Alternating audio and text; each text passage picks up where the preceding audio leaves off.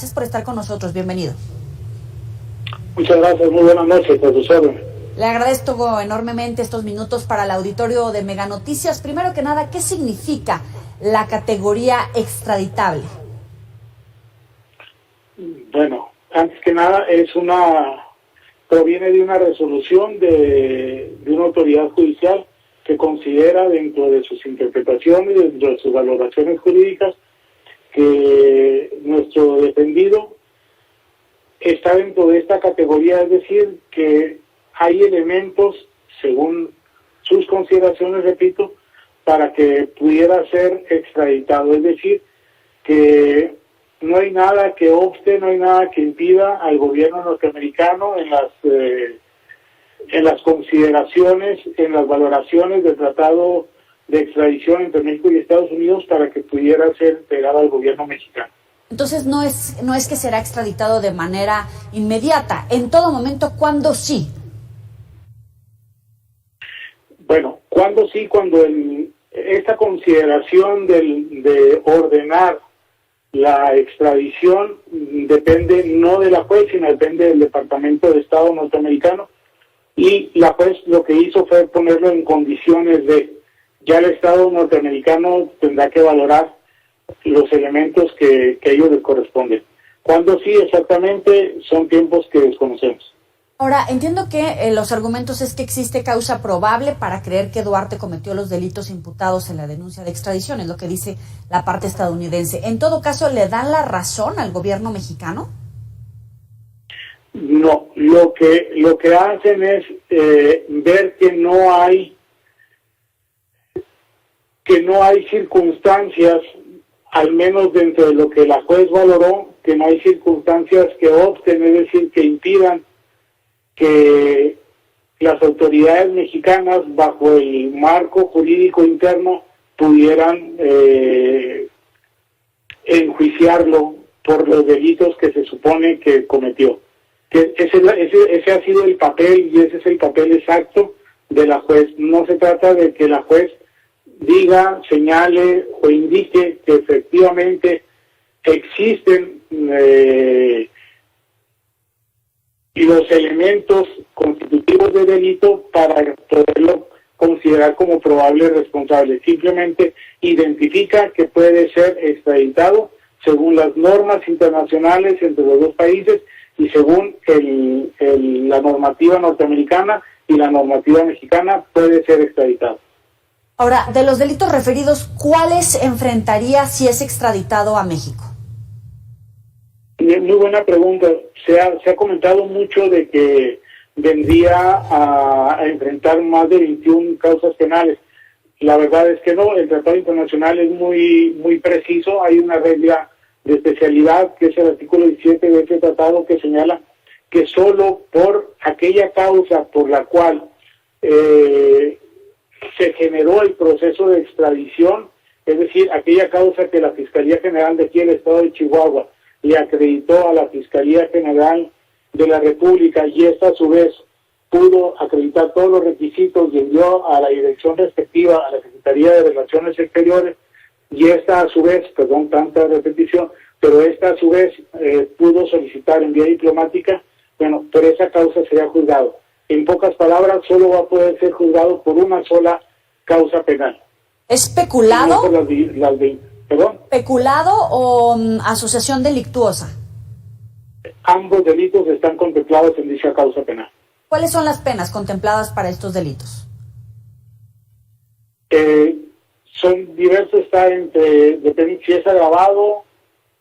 Ese es uno de los elementos con los cuales la defensa ahorita pretendemos encontrar los elementos para liberar al licenciado Duarte. ¿Por qué? Porque la carpeta no nos ha sido entregada, se ha violado el derecho de defensa, se ha violado el debido proceso, y no tenemos certeza, ¿no?, de exactamente si lo tienen como delito agravado o no agravado.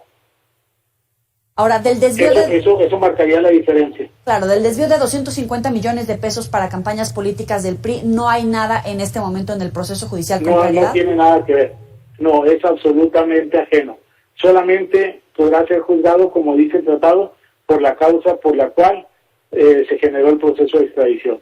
Todas aquellas causas han desaparecido si es que llega efectivamente aquí al estado de Chihuahua y se autoriza la extradición. Peculado y asociación delictuosa, entonces. Es correcto. El fiscal Jason Wu aseguró que existen testigos a quienes mencionó como Jorge, Susana o Brenda. ¿La defensa tiene esta información, en lo que está basado esta información con la que parte Estados Unidos? La tenemos muy parcialmente mediante informe justificado de un amparo que se promovió de parte de unos compañeros de un despacho de México, y esa es una información que se tiene ahí sobre tres testigos protegidos, pero únicamente. Ahora, ¿llegaría a Chihuahua? La logística la desconocemos, pero efectivamente si ha de venir a rendir a presentarse ante alguna autoridad, será ante la autoridad de aquí del estado de Chihuahua. ¿Insisten en que es víctima de persecución política del exgobernador Javier Corral? Absolutamente. Absolutamente. Consideramos la violación en todas sus carpetas. Queda muy claro que se violó el debido proceso por parte de la Secretaría de la Función Pública. Lo hemos acreditado en algún proceso que tenemos aquí, que se está llevando en nuestra estrategia que estamos llevando aquí en el estado de Chihuahua. Se ha acreditado también la violación a la presunción de inocencia. Se ha acreditado mucho más también la violación a la seguridad jurídica, porque ha sido denunciado bajo leyes que ya no estaban vigentes. Luego entonces todo esto conforma la violación al debido proceso y la violación a los derechos humanos. Usted ya habló con el exgobernador, tenía previsto durante la jornada de hoy hablar con él. ¿Qué fue esta conversación? ¿En qué consistió? El día de hoy efectivamente tuvimos comunicación. El señor está tranquilo, el señor está confiado en lo que estamos haciendo. Casi pudiéramos decir que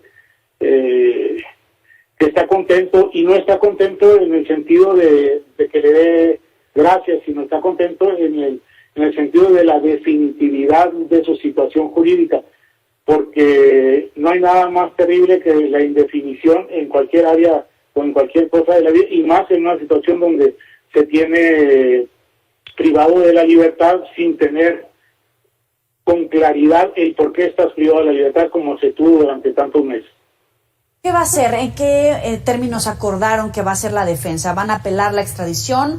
¿Lo harán a través de un amparo? ¿Acudirán a otras instancias? ¿Qué van a hacer? Vamos a hacer lo que sea más conveniente para el licenciado Duarte, y para ello estamos todavía a estas horas estamos revisando, analizando cada uno de los puntos resolutivos del fallo de la juez Luis, para poder advertir los alcances y los efectos de esta resolución, para poder estimar qué es lo más conveniente para él. ¿Aceptar ser extraditado es aceptar que se le procese por las acusaciones en su contra por estos dos delitos? Aceptar que sea extraditado, exactamente, lo acaba usted de decir de la mejor manera. ¿Y esa es una posibilidad? ¿El exgobernador está evaluando la posibilidad de ser extraditado para enfrentar peculado y asociación delictuosa? Por supuesto, es una de las valoraciones que estamos haciendo. En ese caso, ¿se ha hablado, han tenido alguna interlocución con las autoridades mexicanas, con el gobierno mexicano, para intentar buscar algún criterio de oportunidad? En este caso, ¿hay una vía para ese beneficio, por decirlo así? De ninguna manera. Queda completamente descartado ese rumor. Ha sido un rumor que se desató en las últimas semanas, pero está descartado. ¿Cuáles son los tiempos que vamos a enfrentar en estas próximas horas? No sé si días, porque hay uno de los mecanismos que es recurrir a otras instancias que podría alargar este proceso si es que se llega a la extradición, no solamente por meses, sino por un periodo más prolongado. Más o menos, ¿cuáles son los tiempos? Los tiempos son muy complicados que un servidor los pudiera contemplar. Lo vimos en el caso de la resolución de la juez Luis, la juez de Miami, la juez federal, que su última resolución iba a estar en un par de horas, luego se dijo que iba a estar en un par de días, luego en un par de semanas, y pasaron 10 meses. En este tema hay elementos que están, pudiéramos decir que son metajurídicos, que que no depende necesariamente de los procesos propios de una judicialización, sino que son propios del poder, en pocas palabras. Abogado Juan Carlos Mendoza, muchísimas gracias por estar con nosotros aquí con el auditorio de Mega Noticias. Muy buena tarde.